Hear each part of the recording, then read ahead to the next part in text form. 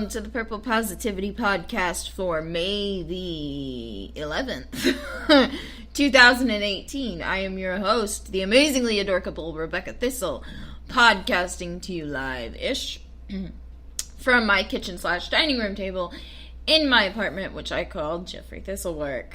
Yes! I have a co-worker. I'll get into the show in a minute, obviously, but I have a co-worker. Her name's Corey. She's so cuddly and adorable. She always makes me smile because she'll sing things every once in a while. She'll just she'll sing people's names and it's just so random and it's so awesome and I just love it and it always makes me smile. And I guess it was yesterday or maybe it was Wednesday. She said, "Rebecca, would you like me to sing?" And it just made me so happy. So, yes. I'm in a really, really, really good mood. So, Kim-spiration. Last Friday I did my first show about, the things that I take from Kimmy Schmidt and the Unbreakable Kimmy Schmidt on Netflix, because it's a show that always puts me in a good mood.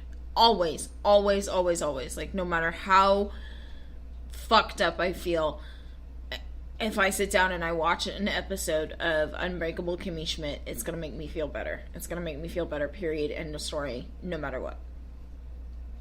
And so I've watched, right now there's 3 seasons, and I've watched those 3 seasons. I'm almost at the end of season 3, and I think this is the 4th or 5th time that I've gone through. And there's new episodes coming out later this month, so I'm super excited about that. Yay! But one of the things that comes from watching this is I get little insights and inspiration from the show. Now, in this episode of the podcast, I want to talk about something that I've actually referenced several times in shows past, and that is the 10-second rule. I don't even know if I want to call it that. I think it's kind of silly. But that comes from Unbreakable Kimmy Schmidt. In episode 2 of season 1, I don't know if I'm necessarily gonna go episode by episode by episode with these Kim-spiration shows, but I am going to number them based on what episode of the show that I'm talking about. So this is Kim-spiration 102. But in the second episode, Kimmy gets her job and working for Jacqueline Voorhees. And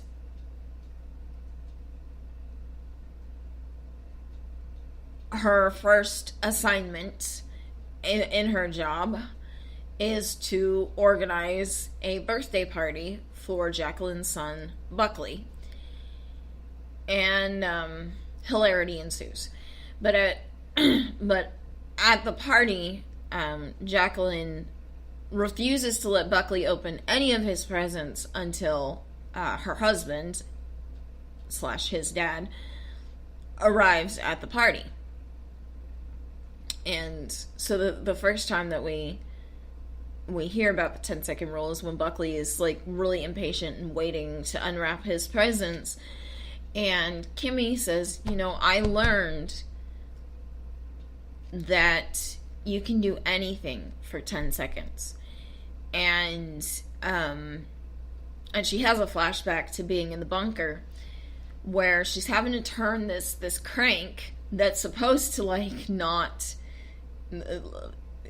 ruin the world or something. They don't know what the crank is for, but they crank it anyways because that's what the Reverend told them to do.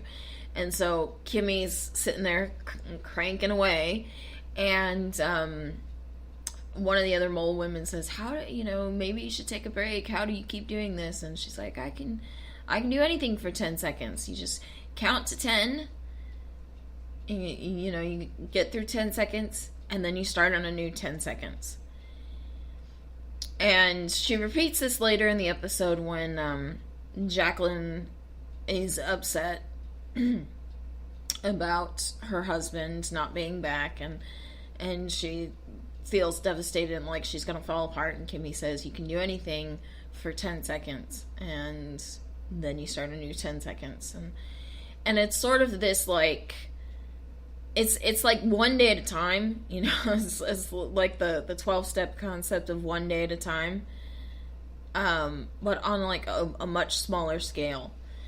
And I can't tell you how many times that I've had to do that, where I just talk, or I just go through 10 seconds, and it's a really great thing. So,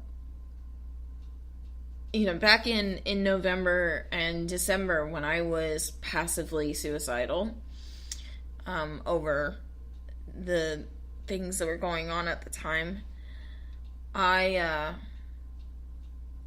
can't tell you how many times I had to just breathe and count to 10 and then go from there,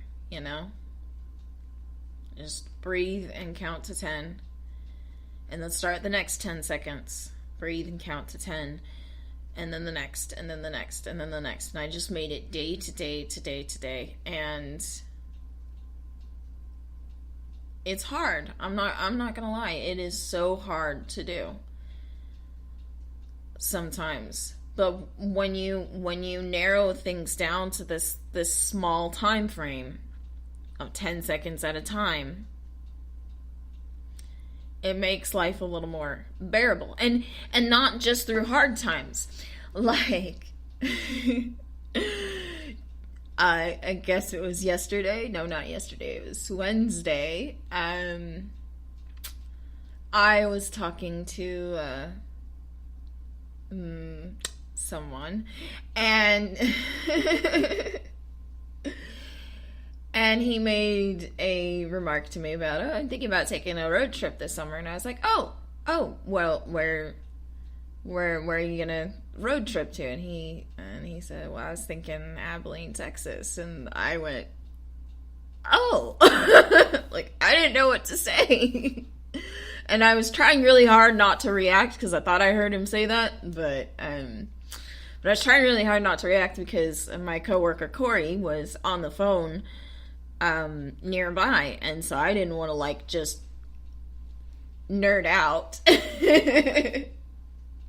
like a 13-year-old girl, not least because it would have hurt his ears, because, squeeze, but, because Corey was doing what she was doing, and I didn't know what it was, and I wanted to be respectful of whatever was going on, because Corey, on lunch break, is usually eating lunch. And so if she's not eating lunch, some shit is going down, and I don't want to be nosy about it, and I don't want to, like, interrupt it. So anyways. So that's happening, eventually. I don't know when. So I at the end of lunch, I go back in, and I get off the phone with someone. And I go back in, and I tell my coworkers what he said, because that's what you do when your social development ends at 13 years old. And they're all like, when's he gonna come? When? And I'm like, I don't know. But it's so cool. And I'm like losing my shit. But it makes me, but that's like going back to the 10-second rule is, I'm so excited about this, and I'm so anxious for him to come see me, and and to spend time with him, that I'm getting a little impatient and a little frustrated Well, okay, a little doesn't quite cover it, but impatient and frustrated and irritated and a million things all at once, and I'm just like, "Argh!" And so in those moments, I have to just go, breathe, count to 10, 10 seconds at a time, just like Buckley with his presence. You can do anything for 10 seconds, and then you start a new 10 seconds. And so I think of all the things that I have taken from Unbreakable Kimmy Schmidt, that is the most practical of them all, is just to 10 seconds at a time. Because sometimes life gets really overwhelming in good ways and in bad ways. Sometimes you have really wonderful, unexpected things that you cannot wait to happen. And they're good things. I shit you not. I work 8 hours a day, 3 days a week. I spend, of those 8 hours, at least 6 daydreaming about someone. And after he made that remark about coming to visit me, I started daydreaming even more, and now my thumbs are bruised because I stabbed them with the pens because I wasn't paying attention. They're just bruised. There's no skin break. Well, I think I sort of poked a little bit, but there was no blood drawn. But my thumbs are killing me. And I'm like, no, that's what separates me from lesser animals and stuff, is my opposable thumbs and my intelligence, and clearly my intelligence has flown out the window, and now my opposable thumbs are turning on me. Because my intelligence flew out the window. But seriousness time. Okay, real talk here.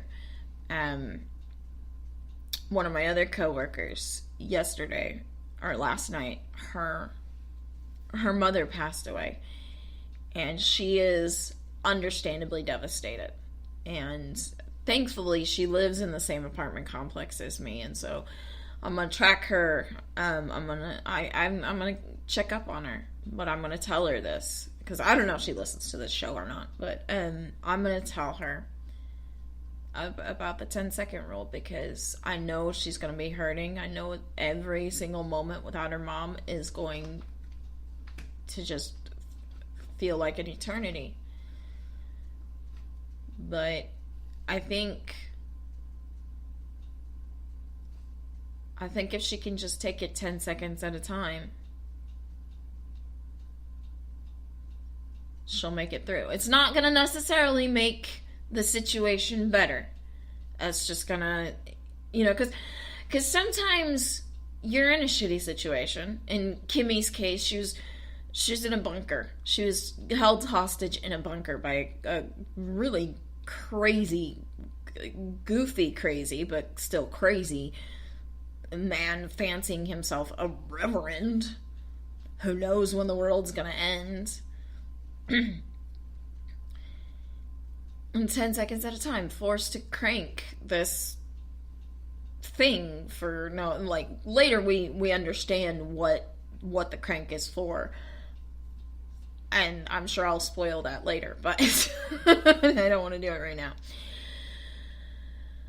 But 10 seconds